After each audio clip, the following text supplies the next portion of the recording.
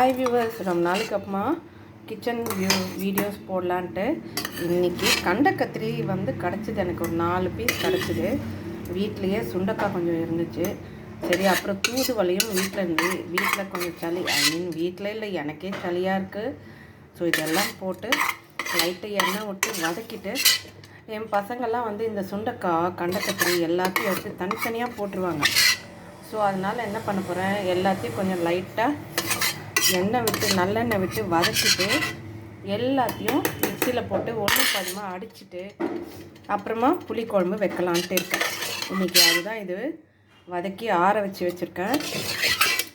இதில் ஆக்சுவலாக கொஞ்சம் தூதுவளை இருக்குது, சுண்டைக்காய் இருக்குது, கத்திரி இருக்குது, பூண்டு நிறைய போட்டிருக்கேன், வெங்காயம், தக்காளி எல்லாத்தையும் ஒன்றும் பாதியமாக அரைச்சிட்டு அப்படியே புளி தண்ணி கரைச்சி வச்சு அதில் மிளகாத்தூள், மஞ்சத்தூள்லாம் போட்டு நல்லா கொஞ்சம் நல்லெண்ணெய் விட்டு காரக்குழம்பு வச்சுட போகிறேன்.